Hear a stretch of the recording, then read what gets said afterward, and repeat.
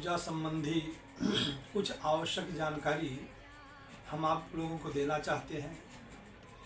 जैसे जब हम भगवान की पूजा करने चले, बैठने से पूर्व हम कुछ सामग्रियों को कहाँ कैसे रखना है, इसका सही सही स्थान का चयन करें। जैसे कि शंख है, शंख को कभी जल में डुबोना नहीं चाहिए और पृथ्वी पर रखना नहीं चाहिए। भगवान के दाहिने तरफ शंख में जल डाल करके आसन पर रखना चाहिए। और अगर घी का दीपक है तो भगवान के दाहिनी तरफ ही शंख के बगल में दीपक का भी स्थापना करना चाहिए। और कपड़े से छना हुआ जल, शुद्ध जल एक कलश में भर करके भगवान के देवताओं के वाम भाग में रखना चाहिए। उसमें कुछ पुष्प वगैरह डालना चाहिए, सुवासित चंदन डालना चाहिए और धूपदानी भी वही रखना चाहिए। अगर तेल का दीपक है तो भगवान की बाईं तरफ ही दीपक की भी स्थापना करनी चाहिए। और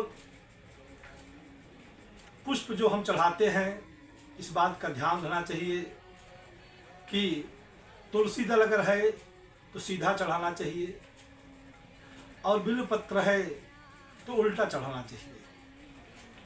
पुष्प या फल जैसे वृक्ष में लगते हैं, उत्पन्न होते हैं, ऐसे ही हमें देवताओं को अर्पण करना चाहिए। और पुष्प को धोना भी नहीं चाहिए, उस पर जल का छींटा लगा करके भगवान के अर्पण करना चाहिए। अर्पण करने का विधि है कि मध्यमा अंगुली, अनामिका और अंगुष्ठा से भगवान को अर्पण करना चाहिए। पुष्प को उतारने की विधि यह है कि बासी पुष्प जब हम उतारें तो तर्जनी और अंगुष्ठा से 2 अंगुलियों का प्रयोग करना चाहिए पुष्प उतारने के लिए। भगवान पूजन में कोई सामग्री अगर छूट गई है तो पूजा करते समय हमें इधर उधर मन को नहीं भटकाना चाहिए। देखो, भगवान की जो भजन है, सेवा है, सेवा किसे कहते हैं और सुमिरन किसे कहते हैं। जो भगवान का हम टहल करते हैं, जैसे भगवान का हम मंदिर की सफाई करें, मूर्ति को नहलाएं, उनका प्रसाद तैयार करें, उनको अर्पण करें, ये सब भगवान की सेवा है और इसे भजन कहा जाता है। और दूसरी बात क्या है, जो हम माला लेके जप करते हैं उसे सुमिरनी कहा जाता है। जब भगवान का सेवा करके हम खाली हो जाएं तो अपने मन को सुमिरन में लगाएं भगवान के। और मन को कभी भी यहाँ वहाँ नहीं करना चाहिए।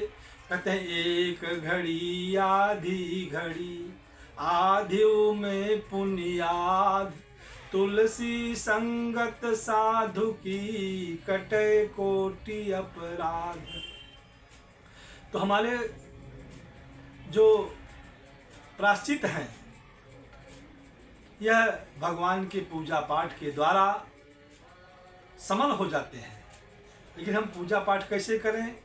श्रद्धा भाव से करें, थोड़ा ही समय करें, 1 घंटा, आधा घंटा, 10 मिनट, 5 मिनट, जो भी सुमिरन करें, जो भी हम भगवान का पूजन करें, सूर्य भगवान को जल सुबह अर्पण करें, तो हम क्या करें कि बड़े श्रद्धा भाव के साथ में ही करें।